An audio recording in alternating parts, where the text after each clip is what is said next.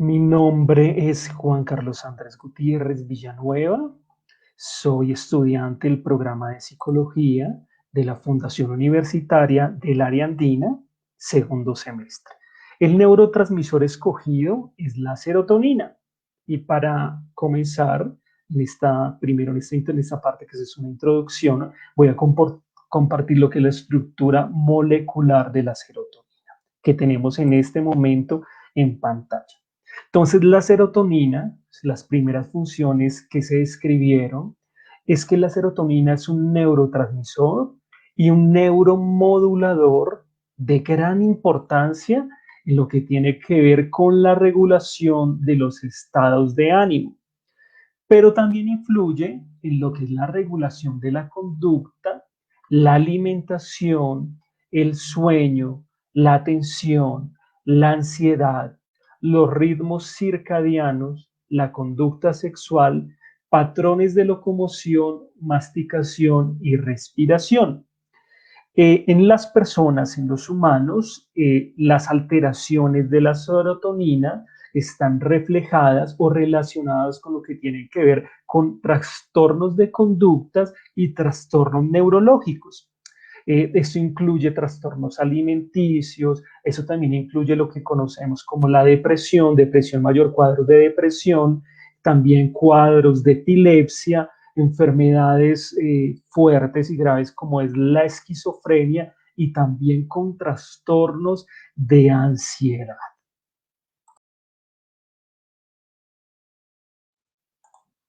El origen de las células de serotonina surge de los núcleos de Rapé que están en el tronco del cerebro. Y para entender un poco el funcionamiento, es necesario ahondar en la sinapsis de la serotonina. Entonces tenemos dos tipos de sinapsis, que son la sinapsis eléctrica y la sinapsis química, que en este momento lo estamos observando acá en pantalla. La A es la sinapsis eléctrica y la B es la sinapsis química. ¿Qué características tienen estas sinapsis? Pues primero la sinapsis eléctrica se caracteriza por presencia de canales de fluidos abiertos, canales compuestos de pequeñas estructuras proteicas, uniones libres de hendidura que permiten el movimiento libre de los iones y una comunicación bidireccional. Pero cuando hablamos de la sinapsis química, cuando hablamos de neurotransmisores y este tipo de transporte de comunicación, estamos hablando propiamente de la sinapsis química, que es cuando la primera neurona segrega un producto químico denominado neurotransmisor o sustancia neurotransmisora a nivel de las terminaciones nerviosas. El neurotransmisor actúa sobre las proteínas receptoras que se encuentran en la membrana de la neurona con el fin de excitarla.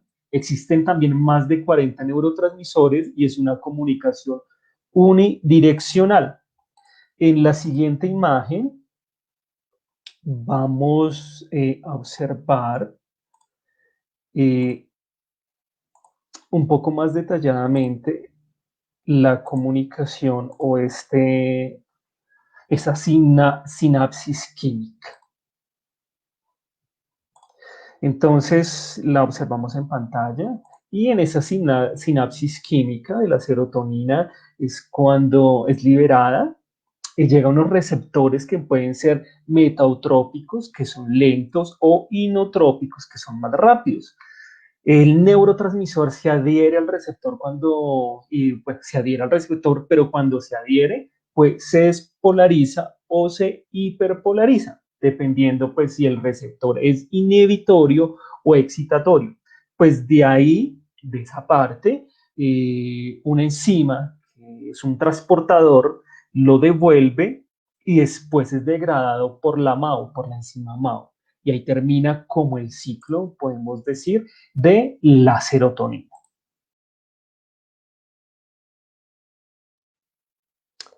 Cuando tenemos la serotonina baja en el cerebro, hay, hay un déficit, eh, encontramos cierta sintomatología. Bueno, antes de hablar de eso, tenemos que saber que la forma en que obtenemos la serotonina es ciertos alimentos, por medio de la molécula llamada triptófano. Después en nuestro cuerpo de lógica, una conversión de enzimas, y después se convierte en lo que conocemos como hidroxitriptófano y luego en serotonina. Eh, Quiere decir que, pues, de lógica, nuestro cerebro tiene que haber unos niveles adecuados y normales de serotonina, y no puede haber ni un déficit ni un exceso, pues tampoco de este neurotransmisor.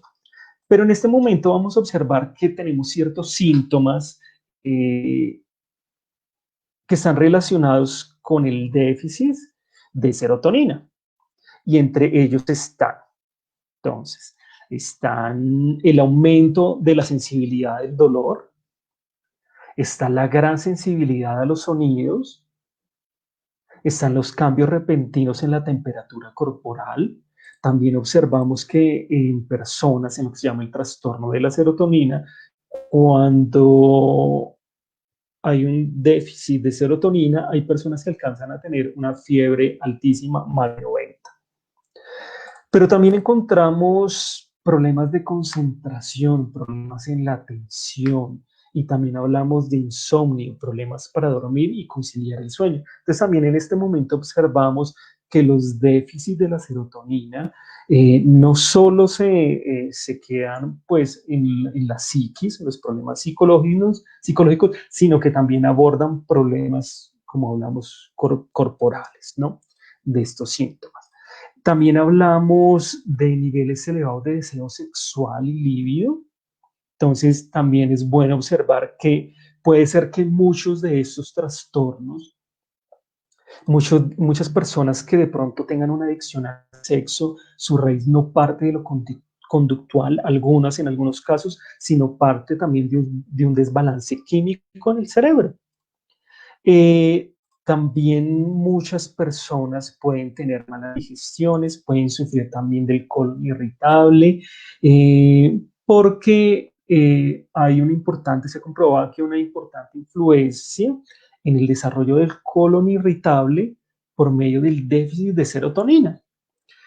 Algo también importante es que de lógica pues también está asociado hacia la depresión y la ansiedad, pero también en los cambios bruscos de estado de ánimo. Las personas con falta de serotonina tienen una actitud más irritable, tienen mal humor, tienen pensamientos negativos, tienen arrebatos de enfado, de llanto, más agresividad, ira y susceptibilidad. También se ha observado que tienen problemas con comer compulsivamente algunas personas, ya que como se observaba al principio, eh, la serotonina se obtiene por medio del triptófano. Quiere decir que muchas personas van a tratar de compensar este déficit tratando de buscarlo. ¿Y cómo lo buscan? En ciertos alimentos. Pueden ser en ciertas golosinas, ciertos dulces, también en ciertos carbohidratos, pero eso pues de lógica es un proceso inconsciente y puede llevar a que ciertas personas desarrollen una compulsión al comer y lo que se conoce también en psicología como atracones.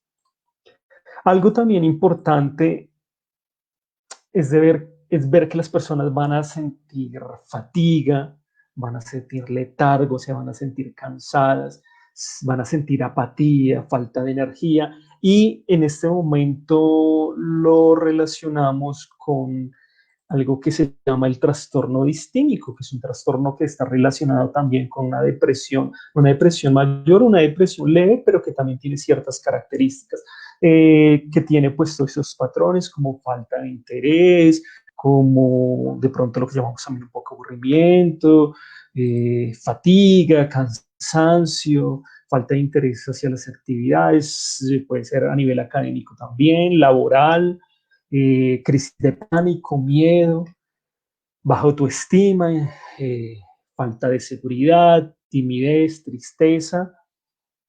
Y pues estos síntomas de lógica pueden llevar a cuadros si no se tratan de depresión mayor.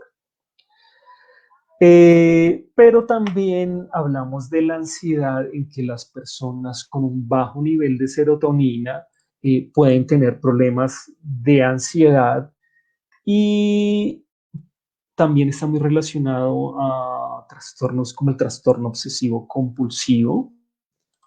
Puede derivar trastorno de pánico, y también en casos ya pues como muy puntuales, cuando la falta de serotonina ya es algo más amplio, más complejo, puede derivar en o está relacionado también con trastornos como la esquizofrenia. Entonces, en este momento voy a dejar en pantalla un momento, pequeña diapositiva que muestra algunos de los, como de los síntomas del déficit de serotonina.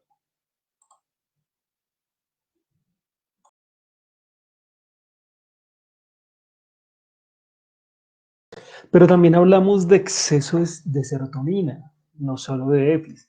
También cuando hay un exceso de serotonina en el cerebro, este neurotransmisor, también tenemos cierta sintomatología.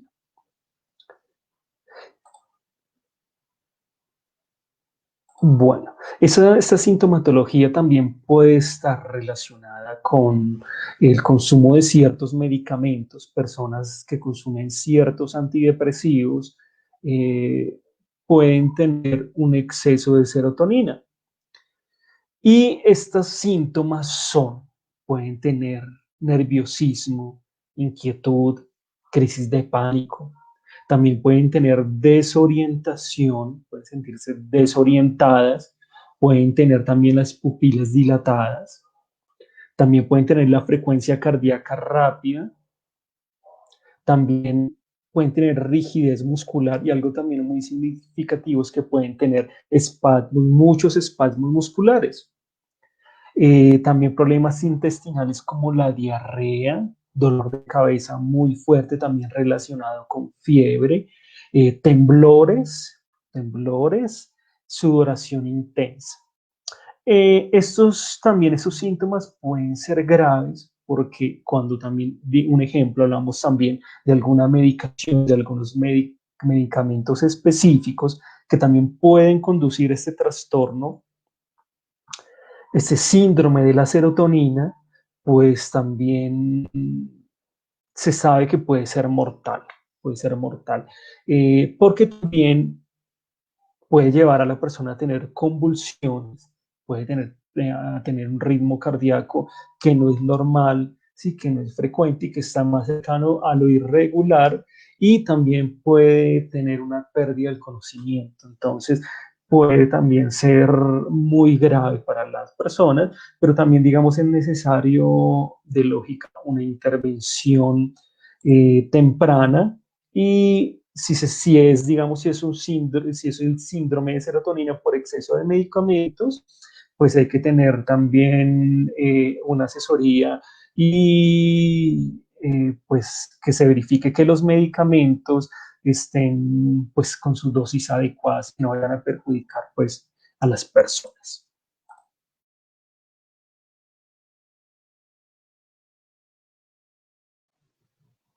También hay una gama de medicamentos que pues intervienen en estos procesos químicos en el cerebro y pues que pueden llegar a regular un poco todo lo que tiene que ver con la producción de la serotonina. Entonces, cuando hablamos de estos medicamentos, hablamos de los inhibidores selectivos de la recaptación de la serotonina, ¿sí?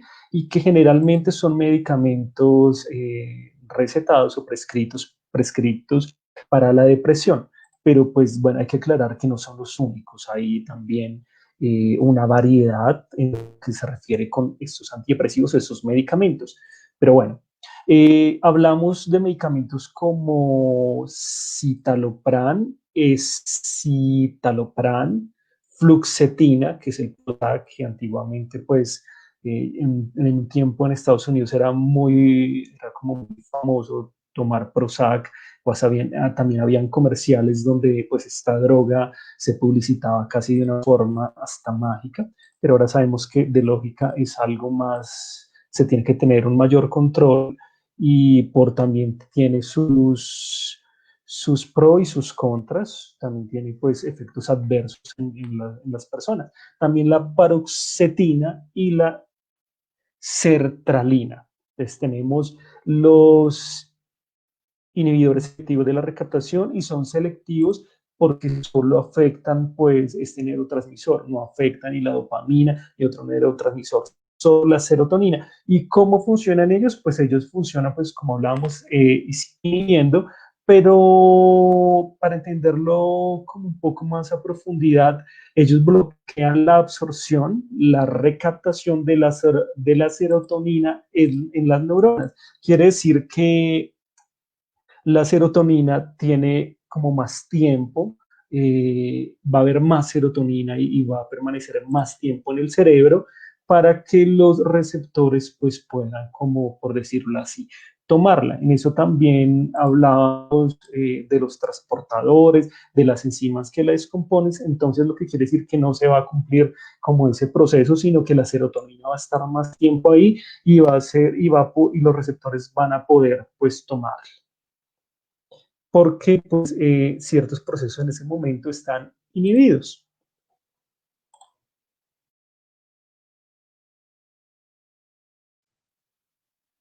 Pero también encontramos ciertos trastornos asociados a la serotonina, a su déficit o a su exceso. Entre esos trastornos encontramos la depresión. Pues sabemos muy bien que crisis depresivas, ciertos cuadros leves como la depresión mayor está asociado con la déficit de la serotonina. Y ya se ha logrado pues como controlar o trabajar con ciertos medicamentos como son la fluoxetina, el fluvoxamine y el citalopram. Otro de estos síndromes tiene que ver con el desorden obsesivo o bueno, ya un poco remitiéndonos como a una definición como un poco más cercana a la psicología, trastorno obsesivo compulsivo. ¿Qué quiere decir? Personas que tienen de pronto alguna fijación importante sobre algunos temas y que de pronto su ansiedad avanza tanto que llegan también a establecer ciertos rituales o ciertos patrones, pero también de lógica está relacionada mucho la ansiedad, el desequilibrio de la serotonina con este trastorno. También hablamos del síndrome de la serotonina, que lo tocamos hace poco, en lo que tiene que ver con el exceso de serotonina del cerebro y que tiene pues ciertas condiciones pues muy características que pueden poner en peligro la vida, que sus síntomas pues no solo afectan la psiquis, sino también el cuerpo y pues como hablábamos puede ser mortal también para el paciente. Pero también hablamos del síndrome de muerte súbita infantil, también diversos estudios han llegado a la conclusión que la serotonina defectuosa en el cerebro, ciertos procesos que surgen en sus conexiones pueden ser responsables de la muerte súbita infantil. Entonces tenemos en el momento cuatro síndromes.